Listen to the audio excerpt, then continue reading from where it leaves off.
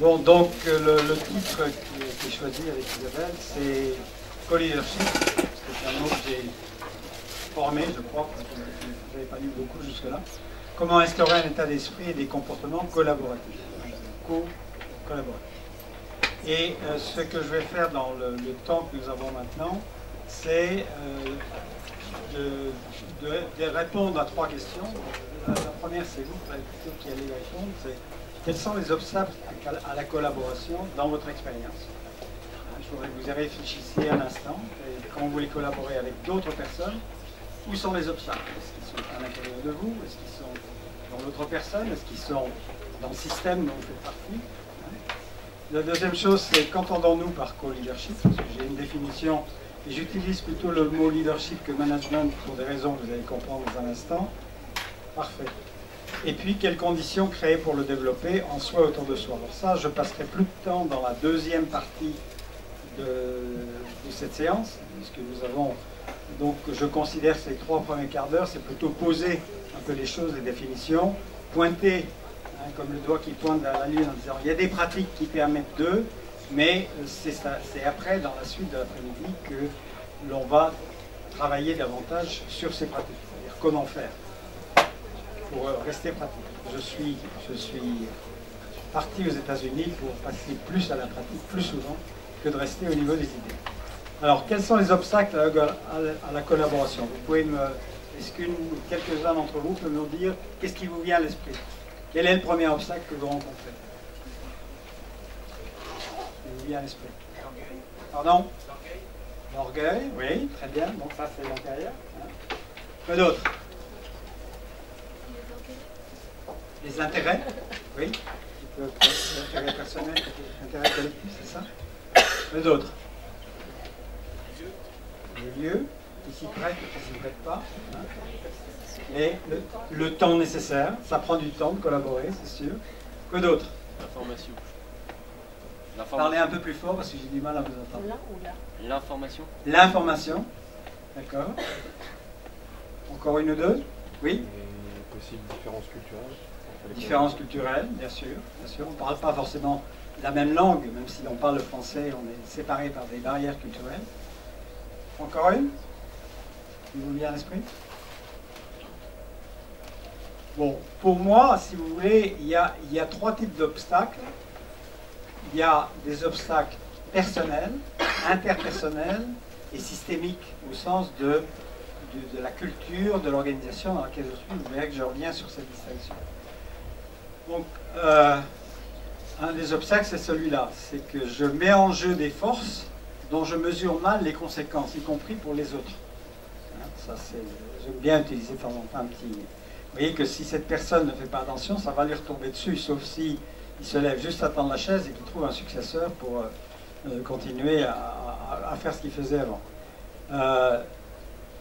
L'idée que nous avons des intérêts divergents, nous sommes opposés. Vous me posez des problèmes, je vous pose des problèmes. L'idée que nous avons différentes perceptions de la réalité. Certains d'entre vous connaissent l'histoire de l'éléphant, l'histoire hindoue. Donc, suivant, si je suis aveugle et que je n'ai que le sens du toucher, voire de l'odorat, je verrai effectivement un serpent, un tronc, une brosse, une corde, ou c'est quelque chose de doux et spongieux. Ça veut dire que personne, s'il reste dans son optique, par exemple, très fonctionnelle, ne voit l'ensemble de l'éléphant. Et ça, c'est un obstacle à la collaboration. Et puis, dans les équipes que l'on voit de temps en temps, je vais peut-être passer de l'autre côté, ça, je crois que ça vous aidera. Est-ce que vous avez fait partie de groupes ou d'équipes dans lesquels les gens disent « mais c'est pas mon problème, c'est votre problème ». Donc il n'y a pas l'idée que nous partageons en fait une co-responsabilité pour le problème. D'où la notion du co-leadership qui essaie d'aller dans un autre sens.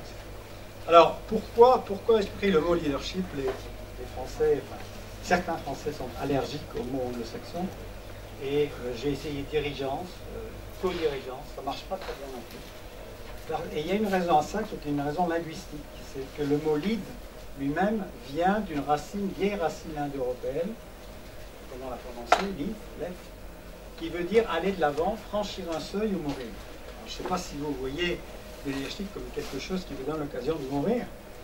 C'est pas mourir physiquement, c'est mourir à des idées anciennes qui nous ont bien servi, ou qui ont bien servi à la collectivité, mais qu'il faut savoir dépasser.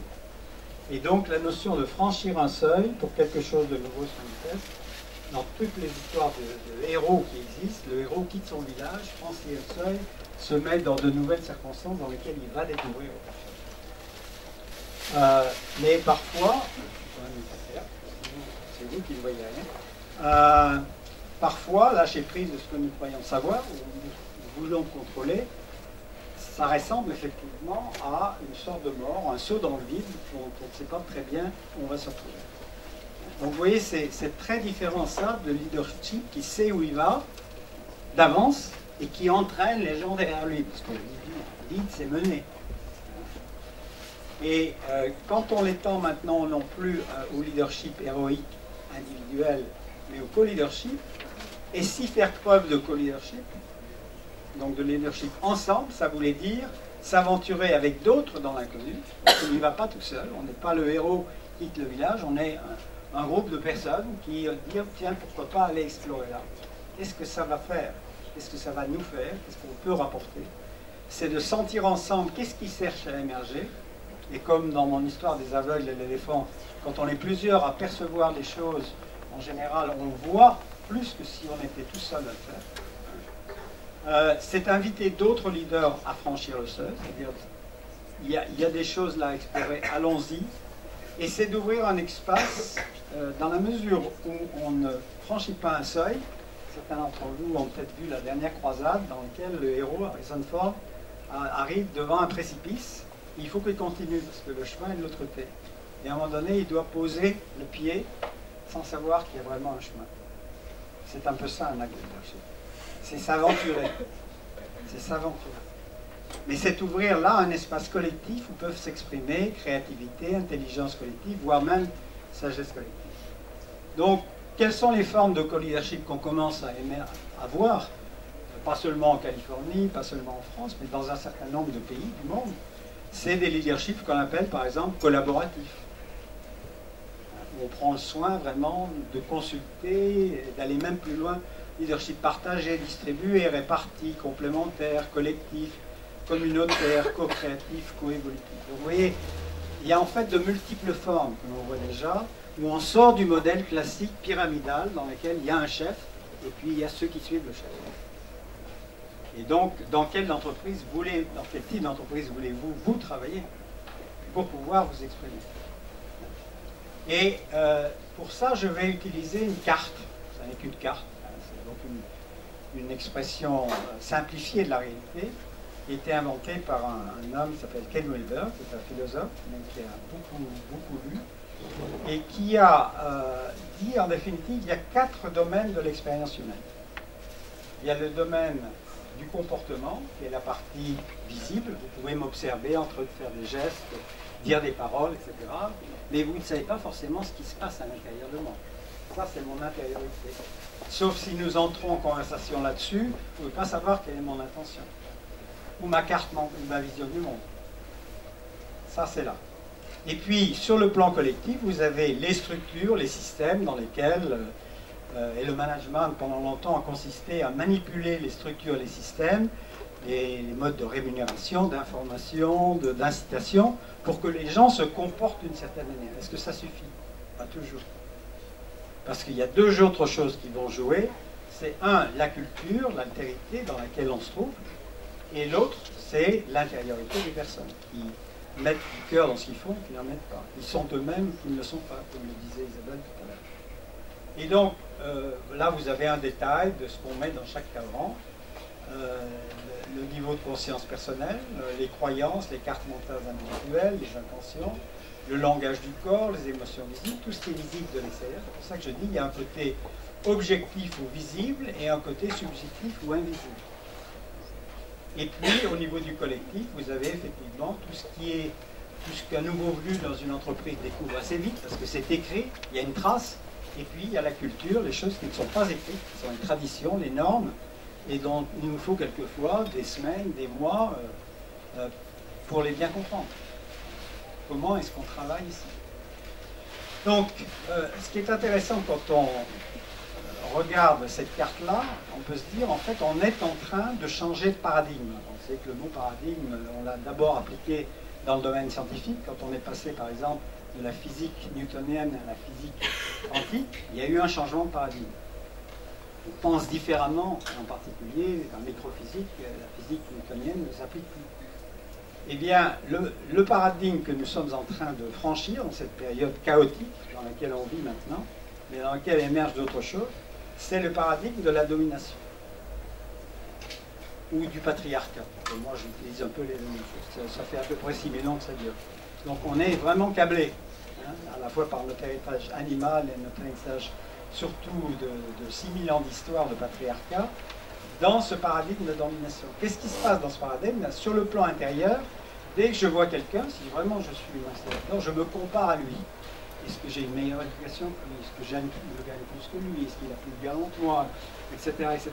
On est vraiment dans la comparaison. Si je me situe comme inférieur, je vais éventuellement avoir un comportement de peur, de subordination, de soumission, de tout ce qu'on veut, mais certainement pas de co-création. Parce que je vais, dans le fond, et de même que celui qui est en haut peut avoir peur de ne pas être à la hauteur d'être en haut. Et ça n'engage pas toujours la meilleure créativité. Au niveau des structures, on trouve des structures sociales relativement autoritaires, des hiérarchies de domination ou des hiérarchies très pyramidales.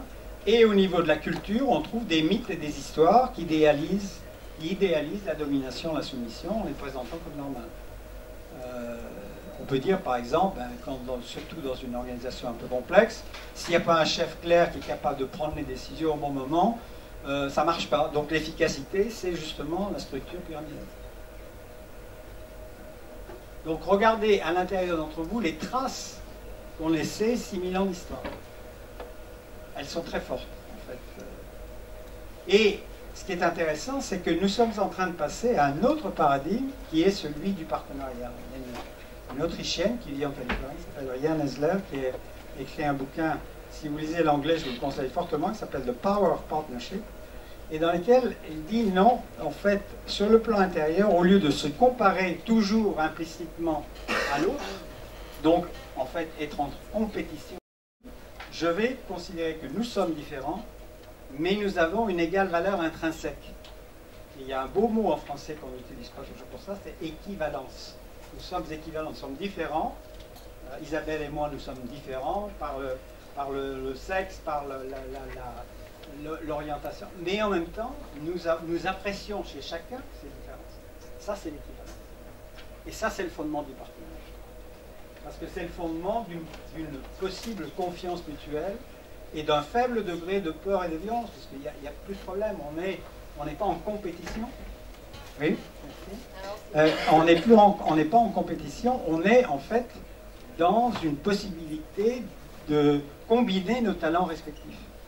Alors, bien sûr, il faudra quand même quelques structures, les plus plates possibles, et des hiérarchies. J'ai changé le texte dans un autre, mais j'ai oublié de le faire là. C'est quelquefois ce qu'on appelle la gouvernance ou la guidance des sages. Ce n'est pas les plus galonnés, ce n'est pas les plus diplômés qui dominent ça, c'est ceux qui ont fait le plus de travail sur eux pour avoir un degré de maturité qui est supérieur et qui est reconnu par les autres. Dans les civilisations tribales, on les appelait les anciens, les elders. C'est vers eux qu'on allait, qui n'ont pas une casquette particulière dans la collectivité, mais on reconnaît qu'ils ont quelque chose à faire.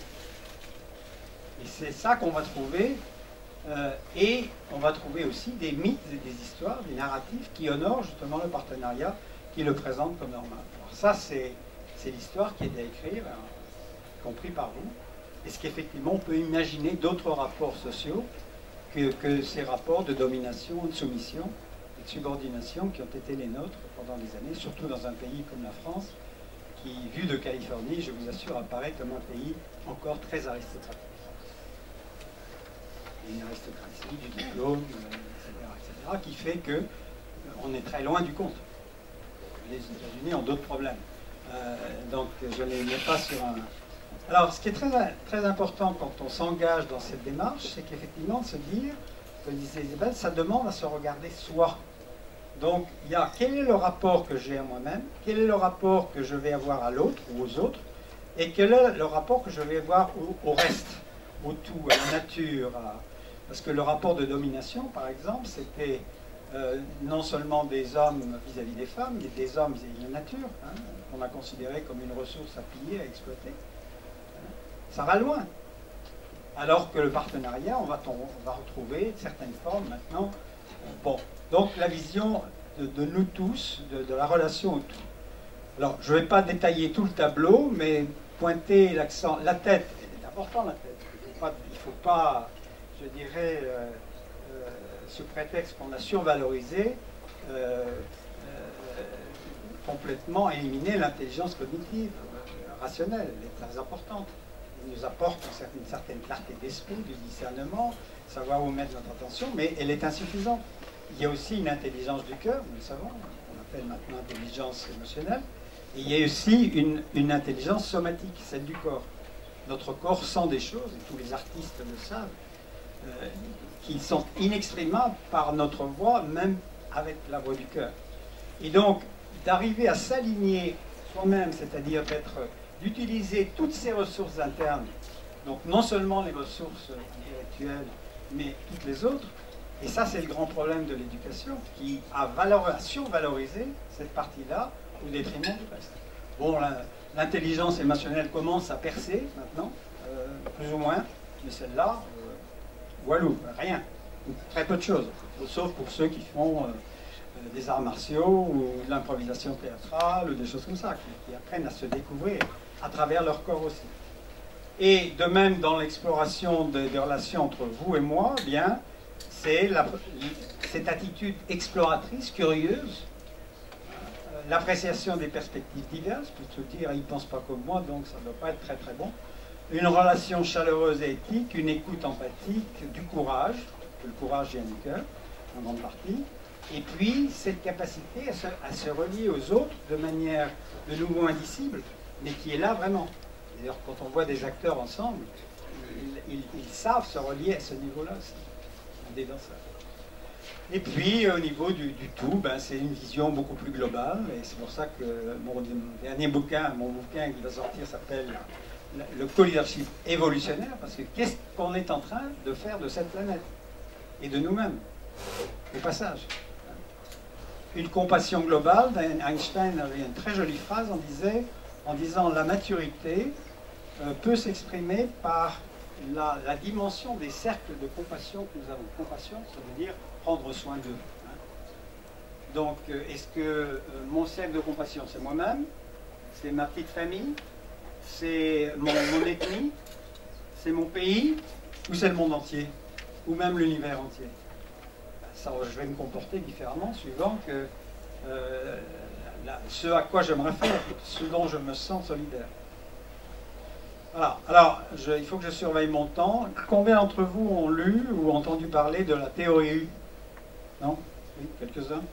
Bon, c'est un travail qui a été fait par un de mes collègues, qui s'appelle Otto Scharmer, et qui reprend d'ailleurs cette même notion que pour fonctionner, pour créer, pour être vraiment dans la dynamique de la création et non pas la dynamique de la reproduction de ce qui a déjà été fait, il faut savoir ouvrir son mental, il faut savoir ouvrir son cœur, il faut savoir ouvrir sa volonté.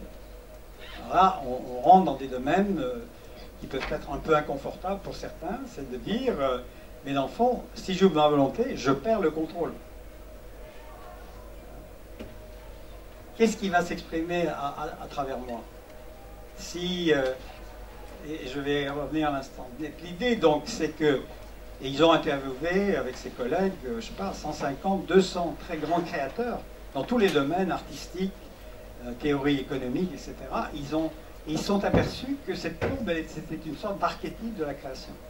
Il faut d'abord savoir s'immerger dans la réalité telle qu'elle est, avec tous ses défauts, ses aspérités, comme le sculpteur contemple son bloc de marbre, ou le peintre contemple sa page blanche, hein, et ensuite ouvrir son cœur, c'est-à-dire rentrer dans une relation empathique avec un certain nombre d'autres personnes, et ouvrir sa volonté en disant, et on a une prière dans la tradition chrétienne, c'est que ta volonté soit faite et non la mienne. Alors là, certains d'entre vous vont peut-être se fermer dès que je dis ça, mais que ta volonté, c'est pas la volonté d'un être qui est quelque part très très loin. Non, c'est une volonté qui nous utilise comme instrument avec nos dons pour faire quelque chose de notre vie. Pour faire quelque chose de notre vie. Pas simplement la conquête du bonheur individuel ou de l'épanouissement individuel. Et ça, c'est... Évidemment, ça va loin, ça ouvre. Mais ça, c'est ce qu'il appelle, lui, être présent. Être présent à ce qui est. Et dans ce qui est, il y a déjà les germes de la nouvelle courbe.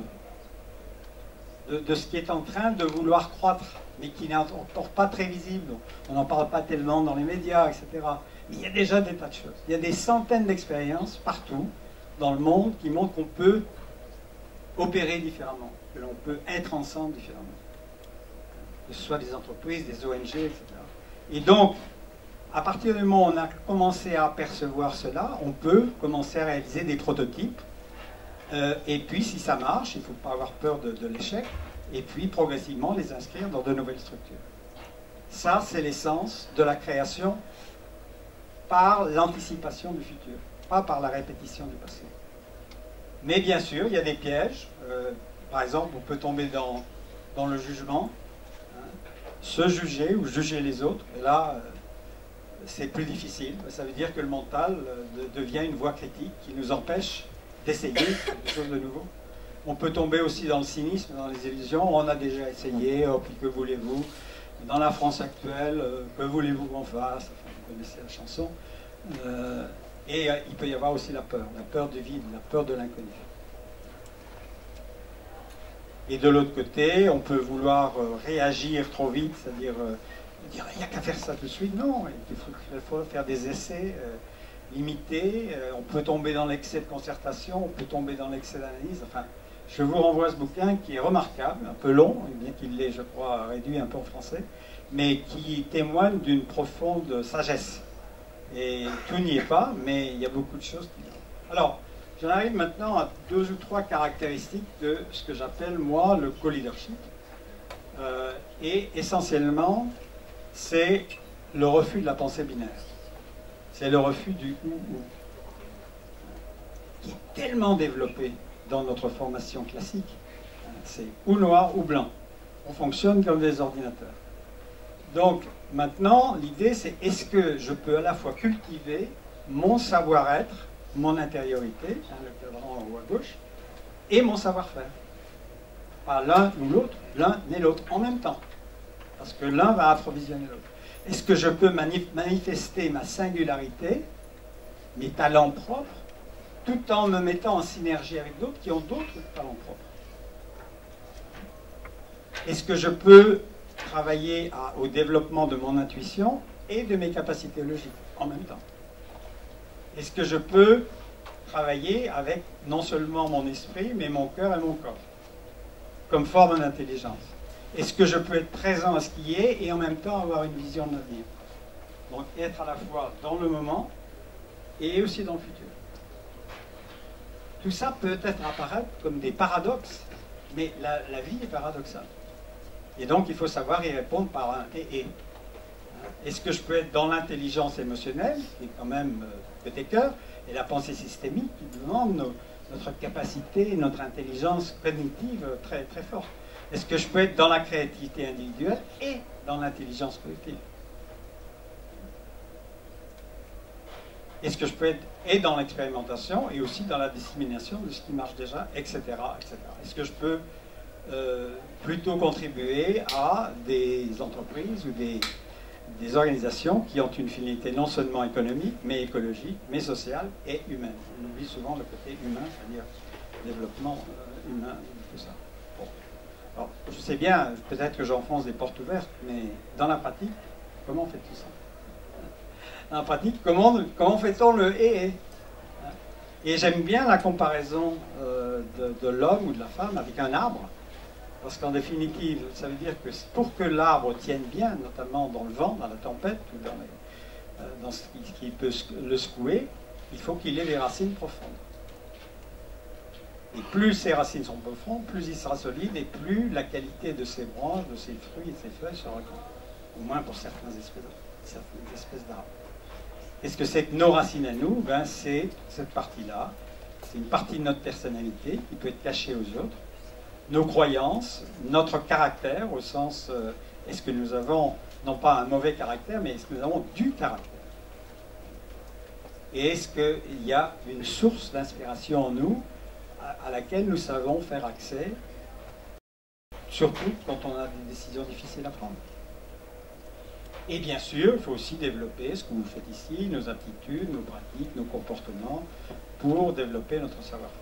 Je suis désolé, j'ai transposé ça d'un écran à l'autre, les mots sont un peu coupés. Et je veux juste revenir sur un point que j'ai indiqué tout à l'heure. Qu'est-ce que ça veut dire développer?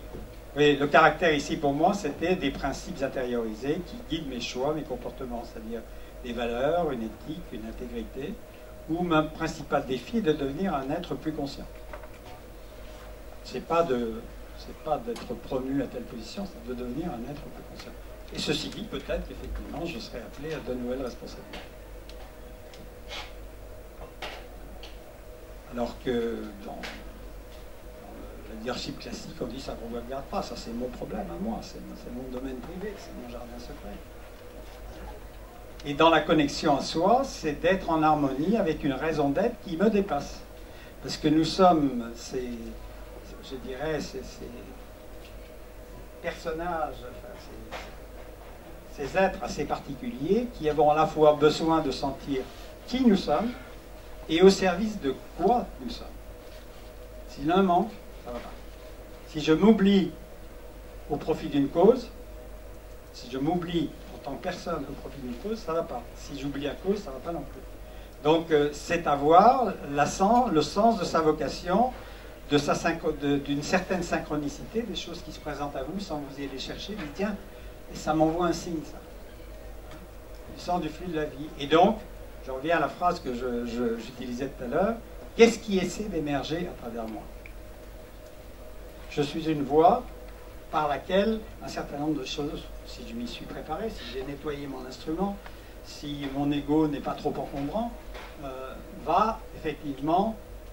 vont venir et pouvoir enrichir ce qui est en moi, autour de moi. Voilà. Alors, ça c'est pour dire qu'on passe de la théorie à la pratique. Et je vais, dans le temps qui nous reste, vous pointer vers quelques pratiques, et peut-être que vous en retiendrez une ou deux, ça suffira, pour que vous disiez, tiens, c'est pas pipeau ça, il y a quelque chose là, j'ai envie d'aller voir, et c'est en essayant que vous pourrez éventuellement en voir la valeur, sans me prendre moi au mot. Alors, sur le plan personnel, une première chose dont il faut être conscient, il y a des tas de bouquins là-dessus, c'est que la vie est une spirale, si on veut bien monter dans la spirale. C'est-à-dire que nous pouvons progressivement, avec le temps, en devenant de plus en plus conscients qu'il y a d'autres manières de regarder les choses, que je peux progresser d'une certaine vue du monde à une autre vue du monde. Par exemple, les cercles de compassion dont je parlais tout à l'heure, on peut passer d'une vision très égocentrique de la vie, de soi-même, vu chacun pour soi, à une vision plus ethnocentrique. Non, ben, j'ai soin de la collectivité dans laquelle je suis, du pays dans lequel je vais, de la région dans laquelle je vis, à une vision plus encore mondiocentrique, voire cosmocentrique. Ça, c'est des stades d'évolution. Alors, ça se répand un jour. Il faut souvent toute une vie d'homme, ou plusieurs vies, si on croit à la réincarnation, pour franchir. Mais il n'y a pas de raison de retarder. Donc, connaître, il y a différents moyens. On parlait hier soir de la spirale dynamique, par exemple, qui donne un certain nombre, avec des codes de couleurs, des stades d'évolution qui sont réels. Ils sont réels non seulement sur le plan personnel, mais au niveau d'une société aussi, sur le plan collectif. Donc, je crois être conscient de ça, utiliser son intelligence pour dire, tiens, je vois qu'il y a des possibilités d'évoluer. Et je trace une spirale comme ça parce que chaque cercle, chaque sphère s'élargit et éclaire les précédentes. On n'abandonne jamais rien, simplement on l'élargit. et s'engager dans un certain nombre d'activités. Par exemple, moi j'ai trouvé que dans les périodes de ma vie où ça chahute pas mal, c'est de tenir un journal. Un journal, certains d'entre vous tiennent un journal, écrivent de temps en temps ce qui se passe. C'est pas facile à loger dans un emploi du temps qui est déjà très rempli, mais c'est tellement salutaire. Et surtout si on le tient de manière spontanée, c'est-à-dire sans éditorialiser, sans se censurer, en disant voilà ce que je sens, tiens voilà ce que j'ai aperçu aujourd'hui, ça m'a vraiment dérangé, au contraire ça m'a mis en joie. Et on peut aussi noter au réveil éventuellement certains de ses rêves. Et si on est presque en écriture automatique, c'est-à-dire sans justement vouloir rationaliser tout ça, c'est très intéressant de relire ça quelques semaines, quelques mois plus tard. Ah, c'est quand même intéressant. Je suis passé vraiment par une période là, et on en apprend beaucoup. Donc c'est un instrument de connaissance de soi qui est extraordinaire. Pourquoi? Parce que dès qu'on met quelque chose sur le papier, on l'objectifie. C'est quelque chose auquel on peut revenir. Bon, les souvenirs dans la tête, ça compte, mais il y a une sorte de distanciation qui se produit par rapport à ce que j'ai vécu. Et donc, qui me permet de le regarder avec un petit peu plus de détachement, disons. Devenir conscient de ces désirs contradictoires. Bon, nous sommes tous des êtres multiples, avec des désirs qui sont souvent contradictoires. Je veux avoir à la fois une vie équilibrée et un travail qui me passionne, etc., etc., etc. Et il y a des choses qui peuvent nous apparaître comme contradictoires. Et il y a un processus que je décris un peu plus abondant dans la publicité au-delà de ça, mais qui nous permet en fait de détenter en disant que parmi tous ces désirs, il y a une ou deux choses qui, à ce stade de ma vie, sont particulièrement intéressantes. Et ce désir, à ce moment-là, devient une intention. C'est-à-dire, j'y mets ma volonté. Mais si je ne sais pas, si je ne suis pas consciente qu'il y a ça aussi que je voudrais, puis il y a ça aussi que je voudrais, je ne peux pas faire le tri. Donc, de nouveau, écrire ces désirs contradictoires permet de regarder, tiens, c'est intéressant, il y a ça en moi, et puis il y a ça en moi, il y a ça en moi. Et en même temps, pour l'instant, eh bien, ce sont les deux ou trois choses sur lesquelles je me concentrerai. Mettre en évidence et en cause ces croyances et présupposés, dans la deuxième partie de l'après-midi, je vous donnerai deux outils que je trouve particulièrement très utiles, qui utilisent des colonnes. Il y en a une, l'exercice des 4 colonnes, qui met la différence entre le faire et le dire. Je dis, voilà ce que je veux faire, et puis je m'observe, je dis, voilà ce que je fais. D'où ça vient? D'où vient l'écart? Qu'est-ce qui se passe? Pourquoi? Est-ce que j'ai pris une sorte d'engagement implicite qui m'empêche je dirais, de respecter mon engagement explicite? Je veux déléguer, mais en fait, non, je fais les choses par moi-même parce que je crois que c'est la meilleure manière dont elles soient faites.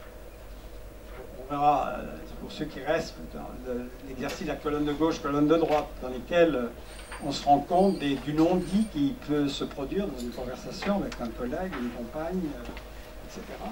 Et qui, en fait, peuvent nous expliquer, peuvent nous mettre sur la voie du fait qu'on a une perception de cette personne, qui n'est pas forcément cette personne, mais qui, en fait, limite notre expression. Et on sait très bien, quand s'accumule le non-dit dans une relation, c'est le début de la fin.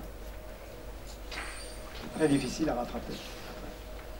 Alors, je ne dis pas qu'il faut tout dire non plus, hein, mais voilà, il y a des outils qu'on trouve, qui sont détaillés dans un certain nombre de bouquins, pour mettre en évidence ces présupposés. Et puis, il y a des exercices qui permettent de développer son intuition. Combien d'entre vous ont fait déjà de l'improvisation théâtrale? Non? Moi, je trouve ça extraordinaire pour justement prendre contact avec la partie de soi. Il faut que tout d'un coup, je me mette dans un rôle que je n'ai pas forcément désiré, hein, et puis qu'avec mon corps, quelquefois avec ma voix, j'essaie de me mettre dans ce personnage. Et si mon corps n'est pas inclus là-dedans, si j'essaie de le faire de ma tête, ça ne va pas marcher du tout. De même pour l'improvisation musicale. De même les pratiques, moi je pratique beaucoup le Qigong et le Tai Chi, qui me ralentissent parce que je sais que ma tendance est impulsif, spontané, enfin impulsif, toujours voulant aller de l'avant, faire des pratiques qui consistent justement à rester sur place et avancer et à aller en arrière, faire des mouvements très lents dont il faut que je sois conscient de l'amplitude pour bien les faire. Pour moi, j'ai trouvé ça des antidotes à ma tendance naturelle, qui est d'être impulsif et toujours à aller de l'avant. Bon, donc tout ça, c'est et ça c'est très personnel, hein. Il faut que chacun puisse effectivement trouver la chose qui va lui permettre, dans un temps acceptable, jouable dans sa journée, dans sa semaine, développer une partie de lui ou d'elle. Et puis, alors sur le plan interpersonnel, c'est plus connu. Bon, cet après-midi, on fera un travail sur le dialogue exploratoire et le dialogue créateur.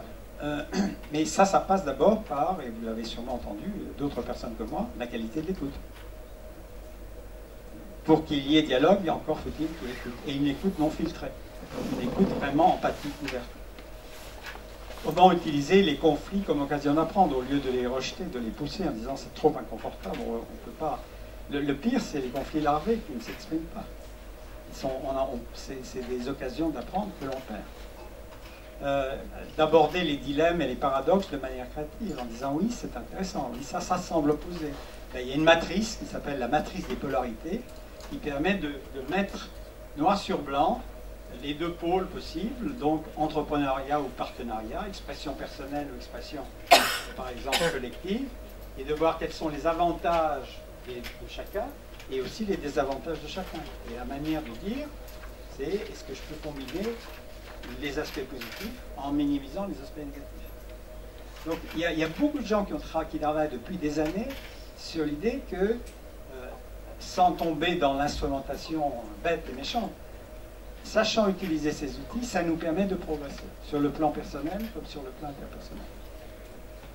Et puis, je mentionnais ce matin pour quelques-uns de vos anciens, commencer une réunion, par exemple, par une sorte de check-in, où avant d'entrer dans la matière, de l'ordre du jour, je dis voilà dans quel état je suis maintenant, et voilà éventuellement quelque chose qui se passe en moi qui pourrait m'empêcher d'être vraiment présent à la réunion. Essayez, vous verrez, ça change tout. Ça change tout. Mais la météo, c'est ça. C'est la météo personnelle. Et de même, en partant, voilà l'état dans lequel je suis en sortant de cette réunion. Cognitif, affectif, somatique. Des petites choses comme ça. Des règles du jeu, etc. Bon, je crois que je vais m'arrêter là, hein, parce que j'en ai assez dit, et je vais prendre plutôt quelques questions maintenant, parce que le reste, ce sont des détails, et en particulier, il y a aussi des pratiques systémiques. Bon, là, qui se construit sur les deux précédents. Je travaille là avec tout un groupe, j'ai de faire ça avec 150 personnes, en Afrique dans 10 jours, et là, il faut être bien conscient qu'on n'est plus simplement dans la... Il y a des tas de choses qui vont. Voilà, je m'arrête là et je laisse une image qui est la suivante, parce que pour moi elle est la clé d'une approche créative de la vie, et j'essaie de prendre vos questions. Je vais laisser 10 minutes seulement. Je suis peut-être trop passionné par mon sujet. Réaction, question. Oui. Moi j'ai pas très bien compris quels étaient les obstacles systémiques. Les obstacles systémiques.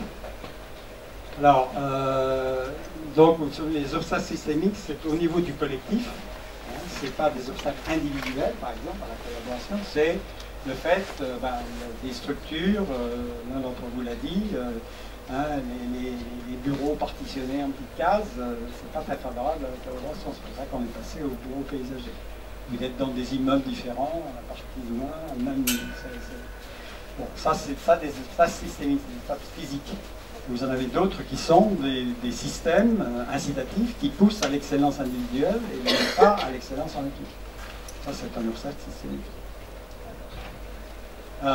Vous avez des modes d'information et de communication qui sont très sélectifs au lieu d'être très ouverts. Ça, c'est un obstacle systémique. Ça va? Ça s'éclaire un petit peu? Donc, en fait, c'est ce qui va, parce que le système dans lequel je vis détermine mon comportement. Quand même, il n'y a pas simplement ma propre volonté, ma propre compréhension de tout ça. Et c'est pour ça que j'ai fait figurer ça ici, c'est que si je veux rapprocher la réalité qui existe, imaginez un énorme élastique entre les deux, hein, c'est ce que font tous les créateurs, Si dans la réalité présente, je vois qu'il y a à la fois des choses positives, mais il y a aussi des choses qui sont négatives, qui vont nous empêcher d'aller vers cette vision que nous avons, par exemple de travailler davantage en combat tranché, eh bien, il faut que je m'y attaque. Et là, ce ne sont pas des obstacles individuels, c'est inscrit dans la structure. Et une structure, ça peut être des procédures, des règles du jeu, des processus auxquels tout le monde religieusement sacrifie, etc. Voilà, c'est plus clair?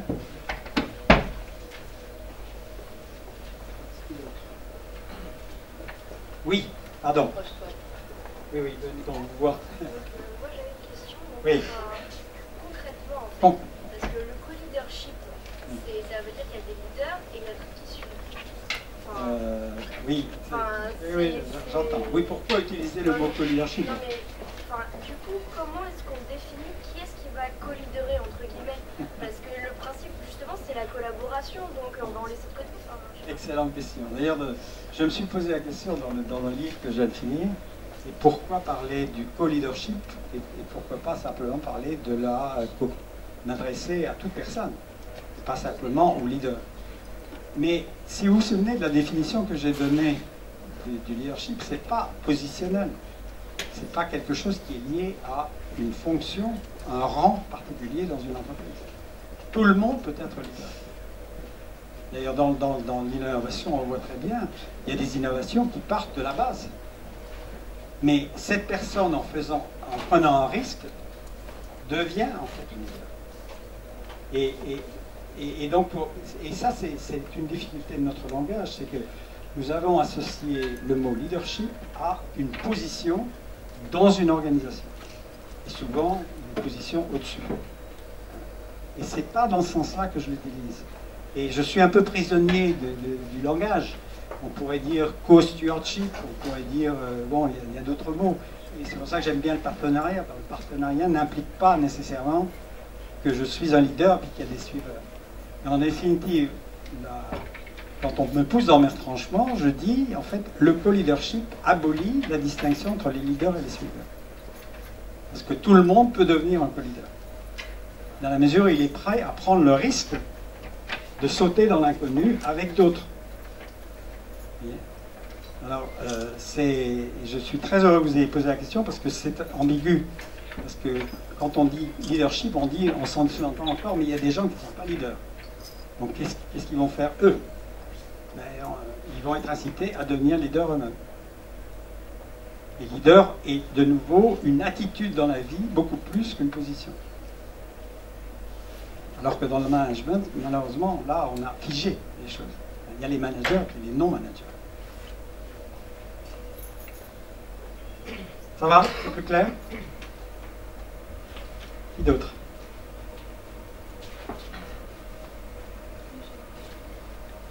Oui, vas-y. Mais il y a des obstacles systémiques qu'on ne peut pas vaincre. Par exemple, les différences culturelles entre deux managers qui veulent collaborer, mais qui ont une vision complètement différente managériale, en termes de management. À part faire des compromis, mais ça ne veut pas forcément dire qu'ils vont collaborer efficacement. D'accord. Alors, là, pour moi, d'abord, ça, c'est pas un obstacle systémique, c'est un obstacle interpersonnel. Mais je comprends pourquoi vous mettez là, parce que vous dites qu'ils viennent de cultures différentes. Par exemple, moi, j'ai travaillé, et je vais retravailler en Afrique dans 15 jours avec l'UNICEF, et j'ai dans la pièce des chefs tribaux, des chefs religieux, des gens de l'UNICEF, qui, a priori, que tout sépare. Par leur statut, leur formation, etc. Comment faire pour que ces personnes-là apprécient l'autre, chez l'autre, justement la différence culturelle qui va enrichir la conversation. C'est pour ça que la pratique du dialogue dans ces cas-là est d'autant plus importante, parce que ça veut dire qu'il y a non seulement une acceptation de la différence, mais une valorisation de la différence.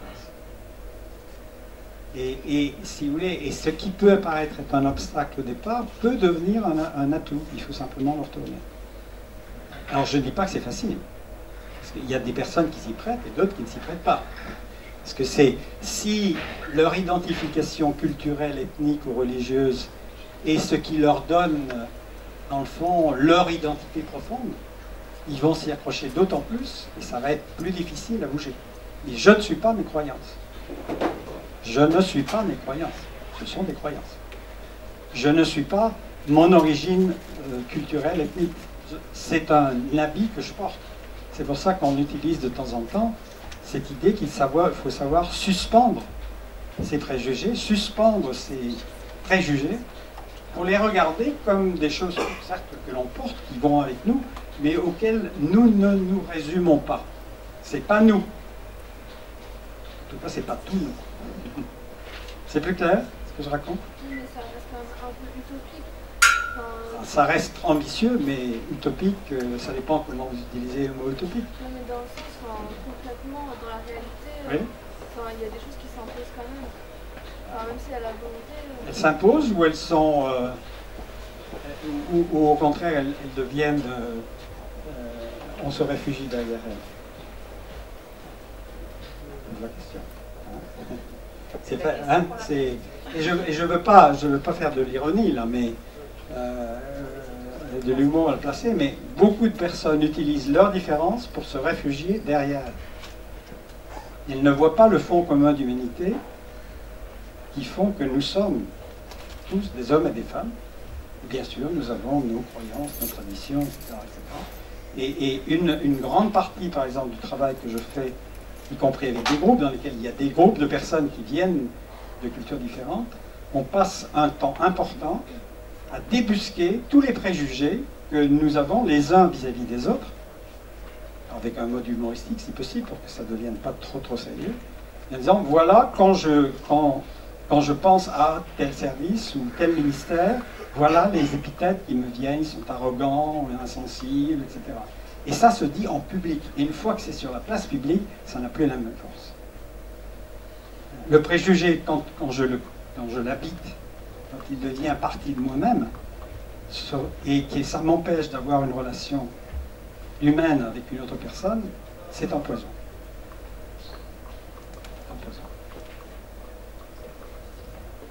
Bon, c'est mettre la barre haut. Hein. Quand vous dites c'est utopique, je crois, j'entends vous, mais vous mettez la barre très haut. Oui, justement. C'est le moment de mettre la barre très haut. Il y a 2000 ans, on pouvait encore dire oui, nous sommes des êtres séparés, nous vivons des cultures. En 2013, on ne peut plus faire ça. Ou bien on est des êtres planétaires, ou on ne l'est pas. Parce que sinon, on sait où ça nous conduit. Ça va? Je fais un peu à l'emporte-pièce là, mais... Voilà, je voulais vous partager le bonheur, bien entendu, qu'on avait tous cet après-midi d'avoir notre